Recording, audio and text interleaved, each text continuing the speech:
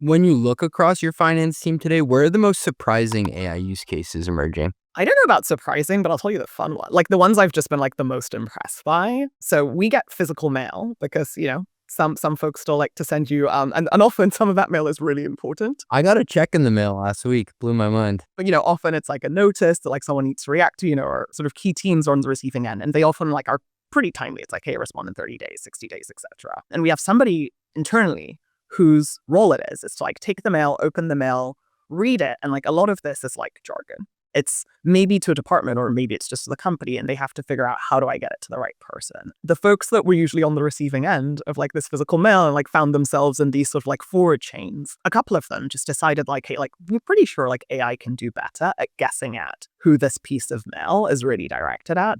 And so they built a tool that once you scanned it, it goes into the sorter and like it has really high fidelity now as to like being like, yeah, this is for this person, this is for that person, even like mail that we've never seen before. And it's just like massive efficiencies for like the individual whose job it was to like try and like take these pieces of mail and like match them to one of the 1100 plaids. Other things I've seen the team do, amazing like step forwards on accuracy. If I think about like our forecasting and scenario planning, just like leaning into like more mathematical methods that would have been really challenging to do, whether it's in Google Sheets or Excel, to like even figure out like the right formula and the right way to like run an experiment, just being able to now like rely on these really powerful tools. I've been really impressed by that. Okay. The mail example is the coolest AI use case we've had on the podcast yet. I'm imagining a robot sorting all this, scanning it, and sending it to the right person.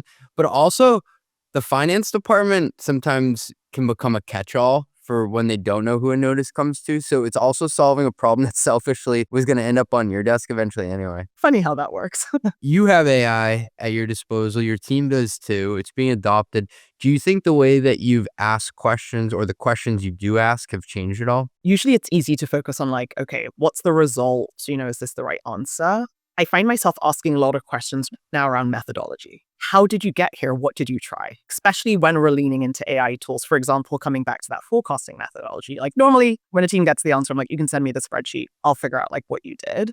But now that we're leaning into AI, like I'm very curious to see like what the team tried and what didn't work, as well as what tried and they think works and why do they think it works. You ask the simple language like questions, it can a little bit feel like a black box, and me being sort of the math nerd I am, I want to know the logic that sits underneath. First of all, to make sure it's solid, but also to figure out like what we can learn from it. And so I find myself with the team asking a lot more about like which methods did we use and why do we think it's the right method to fit like the problem that we're trying to solve or the analysis that we're trying to execute. And then I usually now be like, and where to next, right? Because like we're still so early on this journey. I ask the team a lot more like, okay, like what's your next step here? Like where would you take this for the next time around that we do this for the next iteration? So I find myself sort of a lot more in not just the result, but in the process and the thinking underpinning it. This is amazing. So just to play it back for listeners, methodology and then also asking what the next step is. And to dig into the methodology part, I think it's so key because AI can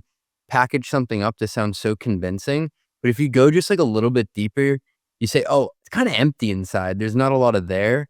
And so you have to prove that the person took the time to do the work to ultimately understand it and that this is an accelerant. It's not just glossing over and getting to a quick answer. Yeah, I mean, what I want to see that AI is doing for the team is it's actually helping us think deeper, right? It's not that like it's taking the thinking away from us. I think that'd actually be failure mode. Can you say more about that, being more ambitious? I think that's a great thought.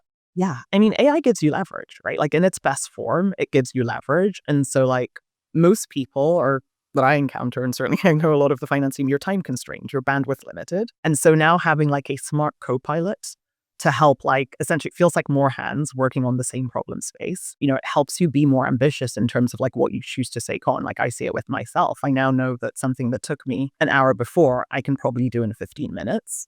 So like I find myself taking on more and more because like not only can I get it done faster, it feels more fun. Seun, tell me about this AI day you've been doing. This is a pretty cool concept. Yes, actually, today is Finance AI Day. Oh, it's today? Really? AI Day is a day that we dedicate to building, like with AI tools. One of the key challenges I think we're all experiencing with like leaning into AI is like carving out the time to build And often you need like more than just the 15 minutes here or the half an hour there. Like for me, it's akin to the math problem sets like I had to go through in college, where like you knew you had like a really gnarly problem set and it was going to take a while. And like you needed to go deep to really sort of get to the answer. It wasn't like a quick check the box exercise. And so I would usually show up at the library at like 9 p.m. at night. And no, I was there, going to be there all night. But for me, that was like the most efficient way to like really sort of get into a certain mode of thinking. Once you're in that mode, sort of all the pieces start to come together really quickly. Our AI day is happening during the day. Don't worry, not overnight. But it's sort of like allowing people to step away from their day to day, to switch their way of thinking to truly being like builders, and then being able to go really deep on a problem space and build, not just like figure out how to build, but then actually to dedicate time building. What it also enables us to do by coordinating AI days is it allows for a little bit more like cross-team collaboration. You were to take that time out, it might work for your schedule one way and not the person you want to work with another way. So it sort of like eases cross collaboration because everybody's sort of taking the time out of their schedule at the same day of the week. And we also like usually kick off with some kind of training again. So like continuing to sort of like invest back into the team. And then sometimes we wrap with demos just to see what people have built.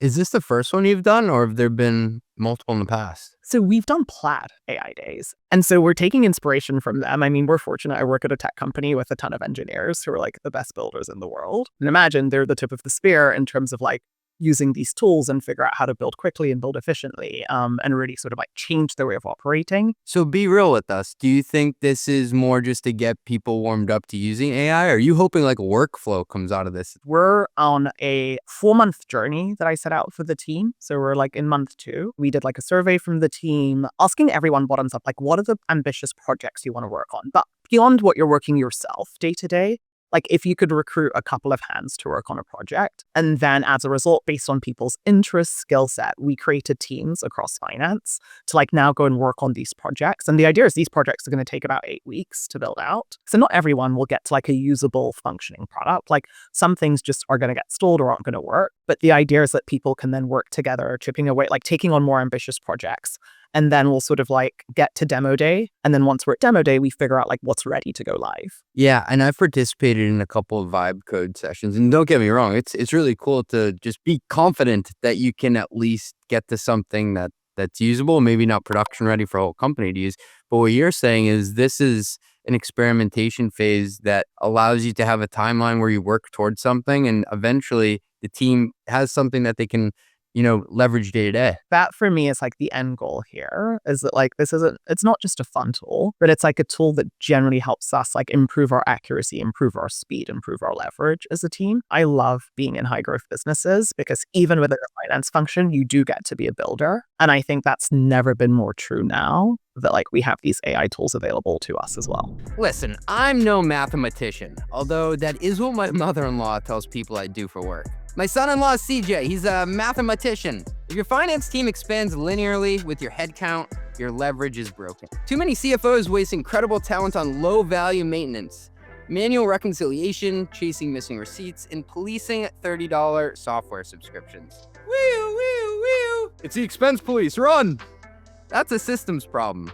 And that's why you need Brex. Brex is an intelligent finance platform powered by AI workflows that handle the heavy lifting automatically, which is a fancy word for without you. Instead of burning elite finance minds on administrative maintenance, Brex gives your team the leverage to focus on momentum and growth. Thousands of companies, including Anthropic, Coinbase, and DoorDash, already run on Brex. Stop asking your A-level finance talent to do B-level admin work. It's time to get Brex. Head to brex.com/metrics. That is brex.com/metrics.